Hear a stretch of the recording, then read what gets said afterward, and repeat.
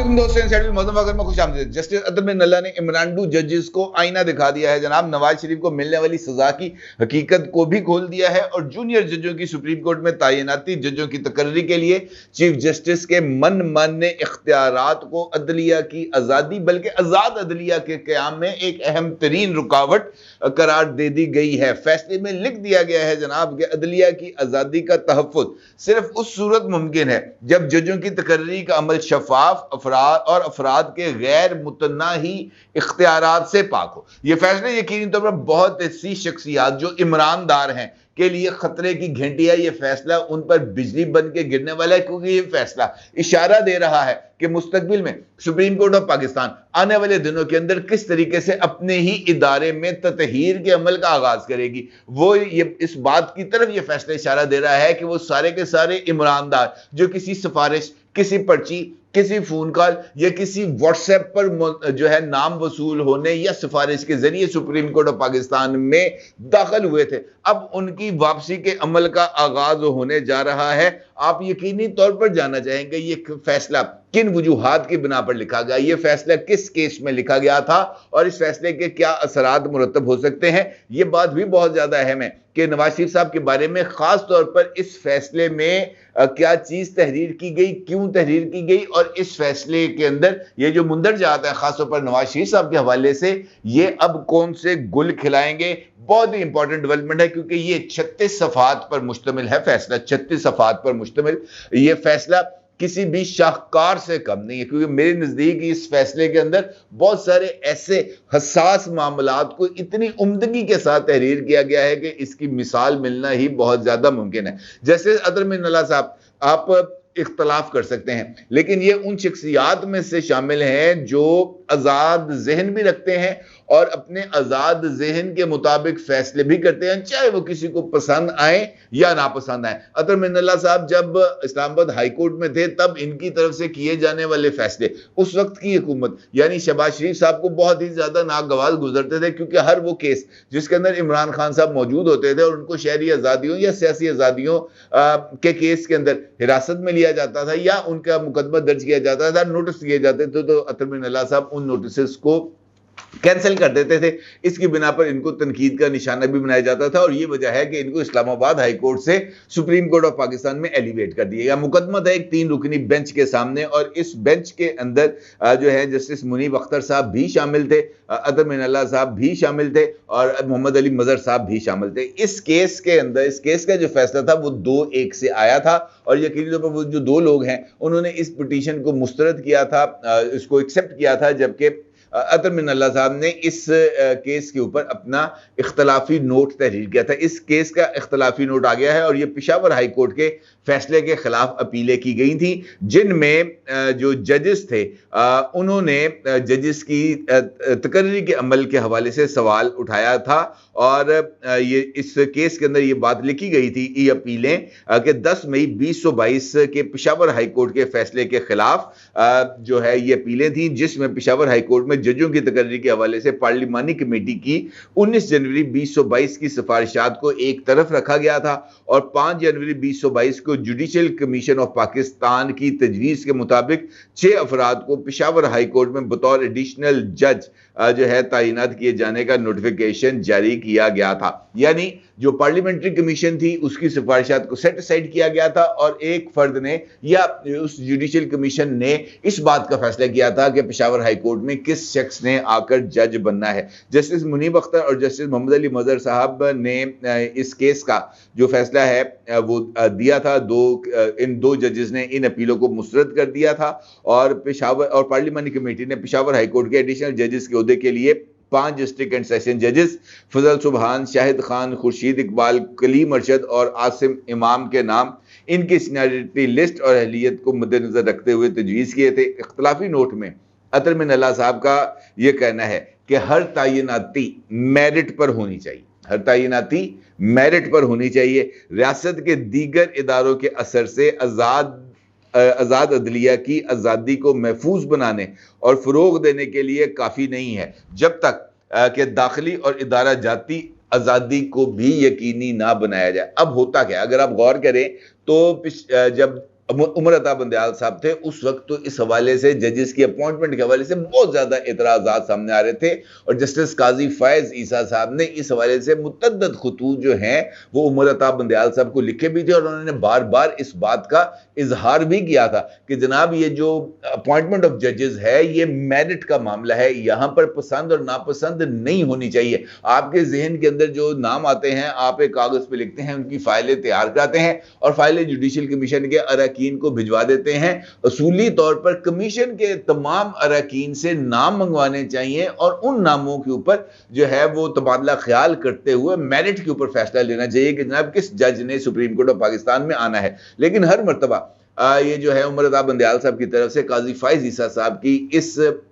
जो है दरखास्त को रद्द किया जाता रहा और उमर अता बंदयाल साहब मन मर्जी के फैसले करते रहे और चूंकि हेड ऑफ द इंस्टीट्यूशन मन मर्जी के फैसले करता था लिहाजा उसके ट्रिकल डाउन इफेक्ट्स दीगर अदालतों में भी आए और वहां पर भी जो मौजूद शख्सियात थी उन्होंने मन मर्जी के फैसले शुरू कर दिए। अब अगर आप एक छोटी सी मिसाल देता हूं ट्रकों वाली सरकार की, ट्रकों वाली सरकार के खिलाफ रेफरेंस आया, ठीक है जी, वो रेफरेंस पर असूली तौर पर क्या होना चाहिए था कि जनाब किसी जज को भेजते, उस पर राय लेते और उसका फैसला कर देते कि जनाब ये काबिल समात है या काबिल समात नहीं है। अगर काबिल समात होता, शिकायत के अंदर किसी भी जगह पर सब्सटेंस नजर आता तो केस को सुप्रीम जुडिशल काउंसिल में भेजते और कार्रवाई का आगाज कर देते। लेकिन जानबूझकर जो है वो तखीरी हरबों को इस्तेमाल किया गया, जानबूझकर ब्लैकमेलिंग की कोशिश की गई और अब तो सरदार तारिक मसूद साहब का जो लेटर है वो भी मंजर आम पर आ चुका है कि जब उनके खिलाफ शिकायत की गई तो उमर अता बंदयाल साहब ने उनको फोन करके पूछा पाइन दरखास्त था शिकायत था की करना है, तो उन्होंने कहा यार आप ये मुझसे क्यों पूछ रहे हैं। इसका मतलब यह है कि कुछ गिव एंड टेक करना चाहते थे ना कि जनाब मेरे कुछ पसंदीदा शख्सियात की शिकायत आपके पास है, आपने इसके ऊपर अपने कमेंट्स देने हैं, लिहाजा ये आपकी शिकायत भी आई है, कोई मामला बैलेंस कर लेते हैं, कोई मिडिल ग्राउंड हासिल कर लेते हैं, कोई बारगेन कर लेते हैं, कोई गिव एंड टेक्स कर लेते हैं। लेकिन उसके बाद क्या हुआ, उसके बाद यह हुआ कि ये जो केसेस हैं ये एतराजात के बावजूद उमर अता बंदयाल साहब जस्टिस मुज़ार अली अकबर नकवी साहब को अपने दाएं बाएं बिठाते रहे, केसेस भी देते रहे, केसेस भी सुनवाते रहे, उनकी तरफ से लिखे जाने वाले नोट्स के ऊपर सू मोटो भी लेते रहे और उन सू मोटो के नोटिस की वजह से पूरे मुल्क के अंदर एक सियासी अबतरी भी पैदा हुई, एक अदब इस्तेहकाम की कैफियत भी डेवलप हुई, लेकिन इस बात से उनको कम अज कम कोई असर नहीं पड़ता। अब ये मैं आपको बता दूं इस फैसले के साथ ये एक जैली चीज कि जो सरदार तारिक मसूद साहब हैं जज सुप्रीम कोर्ट के, उन्होंने ये जो ट्रकों वाली सरकार है इनका केस जो है उसका मुताला भी कर लिया है, कानूनी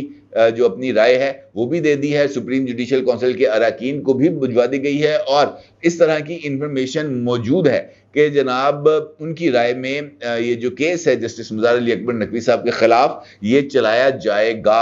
सब्सटेंस उसके अंदर मौजूद है और सुप्रीम जुडिशल काउंसिल का इजलास बहुत जल्द बुलाया जाएगा जहां पर जो है इस केस को बाज़ाब्ता तौर पर ना सिर्फ एडमिट किया जाएगा बल्कि इसकी समाअत का आगाज होगा और ये पहला कदम होगा ये जो तत्हीर का अमल मैं आपसे कह रहा हूं उसकी तरफ, क्योंकि उसके बाद अगले अमल का आगाज होगा और जस्टिस जो हैं सेठ वकार साहब उनकी जो पिटीशन है उसने भी लगना है। जिस तरीके से ये नहीं पिटीशन लगी थी फैजाबाद धरना केस की, अब धड़ाधड़ उसमें से लोग अपनी अपनी एप्लीकेशनें वापस लेकर जा रहे हैं। आईपी कहती है जनाब मैंने नहीं नजर सानी करानी, पैमरा कहता है जनाब मैंने नहीं नजर सानी करानी, शेख रशीद ऑलरेडी लापता है, उनका नहीं पता वो किधर है किधर नहीं। अभी एमक्यूएम की भी दरखास्त आ जाएगी आजकल में कि जनाब मैंने नहीं जो है वो नजर सानी करानी, क्योंकि नजर सानी होगी तो बहुत बड़े बड़ों पर लोगों पर हाथ पड़ेगा। लिहाजा वो ये कहते हैं काजी साहब पर ये बोझ ना डाला जाए, तमाम लोग ये नजर सानी की अपीलें वापस ले लें, जैसा है वैसे ही चलता रहेगा, किसी को इसके ऊपर कोई एतराज नहीं आएगा। अलबत्ता सेठ वकार साहब की जो एप्लीकेशन है, जो उनकी पिटीशन है, उसके ऊपर यकीनी तौर पर अब काम आगे बढ़ने जा रहा है। अब नवाज शरीफ साहब का जहां तक मामला है, इस केस में उन्होंने वाज़ेह तौर पर कुछ चीजों का जिक्र किया। एक जो है उमरता वो जो हैं जस्टिस अतर में नल्ला साहब, उनका ये कहना है कि चीफ जस्टिस का लामुतनाही इख्तियार अदलिया की आज़ादी को फरोग नहीं देता। अब ये जो लामुतनाही इख्तियार है ये हर एक मामले पर चलता है, बेंचेस बनाने में, बेंचेस के अंदर कौन से जजेस बैठेंगे, उसमें कौन सा केस फिक्स किया जाएगा, कौन सा केस फिक्स नहीं किया जाएगा, किस मामले पर सो मोटो लिया जाएगा, किस मामले पर सो मोटो नहीं लिया जाएगा। ये जो इख्तियारात हैं, ये इख्तियारात जो हैं उसको किसी न किसी रेगुलेशन के ताबे लाना चाहिए और उसके बाद ही फिर अगला सिलसिला शुरू होगा। और यही वो रेगुलेशंस हैं जिन पर बार बार जिक्र किया जा रहा था जब ये जो है Panama case supreme court of Pakistan में पेंडिंग चल रहा था। जस्टिस अतर मिन्नाल्लाह साहब ने अपने इस फैसले में इस बात पर अफसोस का इजहार किया। उनका यह कहना था कि माजी में आमराना और जाबर हुकूमतें आइन की तंसीख करती रही, ये अदलिया बिलखुसूस सुप्रीम कोर्ट के ताउन के बगैर मुमकिन नहीं था। और ये बात भी हमारे सामने मौजूद है कि हर ताले आजमा ने किसी न किसी तरीके से जमहूरियत के ऊपर शब खून मारा और हमारी अदालतों ने उसको वैलिडेशन दी। हालिया करीब तरीन मिसाल परवेज मुशर्रफ साहब की है कि परवेज मुशर्रफ साहब ने भी जब एक नहीं दो मरतबा जो है वो आइन की खिलाफ वर्जी की, दोनों मरतबा जो है उनको किसी न किसी शक्ल में रिलीफ देने की कोशिश की गई। और फिर जब आखिरकार उनके ऊपर आर्टिकल 6 का मुकदमा चलाया भी गया तब भी उनको एक खास माहौल के अंदर ना सिर्फ मुल्क से बाहर निकाल दिया गया बल्कि उस खसूसी अदालत की कार्रवाई को भी गैर मौसर करार दे दिया गया। तो इसका मतलब यह है कि हर एक अमल जहां पर आइन की खिलाफ वर्जी करने वाले अफराद को सजा देकर एक मिसाल बनाया जाना था, हर उस मामले पर आइन की खिलाफ वर्जी करने वालों के साथ हमारी अदलिया खड़ी रही। आइन को उस वक्त नहीं जो है अहमियत दी गई। बाद में कहते हैं कि हमें आइन हमारे दरवाजे पर खड़ा दस्तक दे रहा है। जब आइन को रोंदा जा रहा था तब वो दस्तक भी सुनाई नहीं दे रही थी और तब आइन की चीखें भी सुनाई नहीं दी जा रही थी। और यही वो इशू है कि सुप्रीम कोर्ट ने हर एक लेवल के ऊपर जाकर बस मुकामात पर ये वाले उनसे काम हुए। मिसाल देता हूं आपको यार, ये तो हमारे अब रोज की चीजें बन चुकी हैं। आसिफ अली जरदारी साहब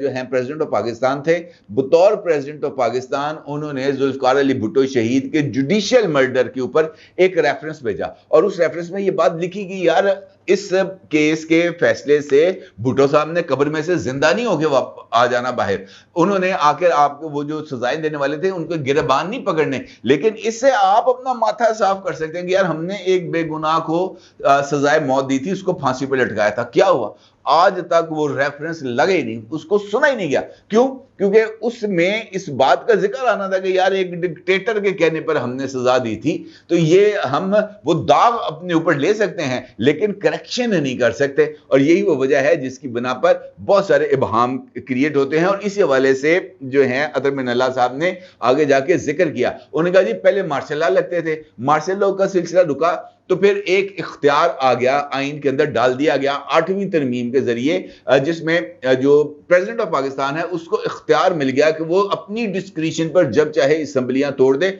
और उस शिक का नाम था बदनाम जमाना शिक का आर्टिकल 58(2)B, जिसके जरिए असम्बलियों को तहलील किया गया। और फिर कोई भी असम्बली ऐसी नहीं थी जिसने अपनी मुद्दत पूरी की हो। वक्त आगे बदलता है, ये 58(2)B भी आइन से खत्म हो जाती है, लेकिन उसके बाद वजूद भी पाकिस्तान का कोई वजीर आजम ऐसा नहीं है जिसने अपने 5 साल की टर्म पूरी की हो, क्योंकि उसके बाद भी सुप्रीम कोर्ट ऑफ पाकिस्तान जाग जाती है और आर्टिकल 62(1)F को तलाश कर लेती है। इस मर्तबा असम्बली घर नहीं जाती, असम्बली मौजूद रहती है, लेकिन वजीर आजम घर चले जाते हैं। और कई केसेस के अंदर जो शख्सियात हैं सियासी, वो ताहयात के घर चली जाती हैं और उनको फिर सियासी मैदान में आने की इजाजत नहीं मिलती है। मैं नहीं कह रहा, ये जनाब अतर मिन्नाल्लाह साहब अपने फैसले में लिखा है। अतर मिन्नाल्लाह साहब अपने फैसले में लिखते हैं कि सुप्रीम कोर्ट ने आर्टिकल 58(2)B के तहत असम्बली की तहलील के खिलाफ मज़ामत की बजाय इसकी तौसीक की। मुंतखब नुमाइंदे आर्टिकल 62(1)F का शिकार हुए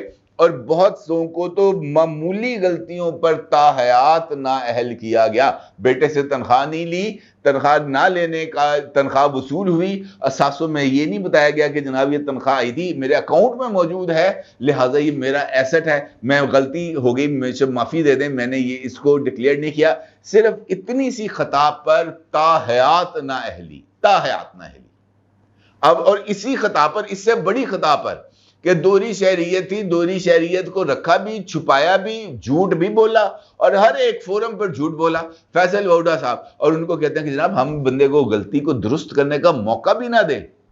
पिक एंड चूज है ना सर, उत्थे व्हाट्सएप आ जाता है यहाँ पे व्हाट्सएप नहीं आता था, लिहाजा यहाँ पर बंदे को नापसंद था, प्रोजेक्ट इमरान को पाए तकमील तक पहुंचाना था, लिहाजा नवाज शरीफ साहब को सजा दे दी गई और वो भी ताहयात। फिर मामले को बैलेंस करने के लिए जहांगीर तरीन को पर भी रंदा फेर दिया, जहांगीर तरीन को भी उन्होंने जो है ना छिल के रख दिया, जहांगीर तरीन साहब को भी, और ताकि मामला बैलेंस हो। भाई अगर नवाज शरीफ को सजा दी है तो जहांगीर तरीन को भी दिया ना सजा, दोनों को बराबर रखा हुआ, दोनों घरों को खुश रखा हुआ है। नतीजा क्या निकला? पॉलिटिकल इम्बैलेंस इतना बड़ा कि आज कोई भी किसी की बात सुनने के लिए तैयार नहीं है। पॉलिटिकल इम्बैलेंस इतना बड़ा कि फौजी तंसीबात पर अटैक कर दिए गए। ये जो इम्बैलेंस है इतना बड़ा कि 9 मई वजूद में आया और 9 मई ने फिर इस बात का एहसास दिलाया कि नहीं यार हमसे गलती हो गई। पता नहीं किस किस लेवल पर इस बात का एहसास दिलाया गया, लेकिन गलती हो गई। लेकिन गलती को दुरुस्त कैसे करना है इसकी तरफ देखने के लिए कोई तैयार नहीं। भुट्टो साहब की रेफरेंस की मिसाल मैंने आपको दी, गलती हो गई भाई सुधारना भी तो है, उस सुधारने के लिए जवाब भी मौजूद है, रेफरेंस है। उस रेफरेंस का फैसला दे दे कि हाँ जी गलत फैसला दिया गया था जुल्फिकार अली भुट्टो को फांसी देने का, तारीख करेक्ट हो जाती है, दुरुस्त हो जाती है, भुट्टो साहब की रूह को कम से कम इंसाफ मिल जाएगा, लेकिन नहीं करना। इसी तरीके से नवाज शरीफ साहब को गलत सजा दी गई, एक मामूली जुर्म पर सजा दी गई, ताहयात नाअहल कर दिया गया। गलती नहीं माननी, उसको जस्टिफाई करना है, हर एक लेवल पर जस्टिफाई करना है। और अब चूंकि नवाज शरीफ साहब वापस आ रहे हैं, लिहाजा मेरी नजीर में ये जो एतराफ है जनाब अतर मिनल्ला साहब का, ये बहुत ही ज्यादा मानी खेज भी है और इसके नतीजे में नवाज शरीफ साहब के लिए जो है इंसाफ हासिल करने के कुछ मौके मिलेंगे, अगर वहां पर ये जो अना है ये आड़े ना आ गई तो। अपने जरूर इजहार कीजिएगा। आपका बहुत शुक्रिया। अल्लाह हाफ़िज़।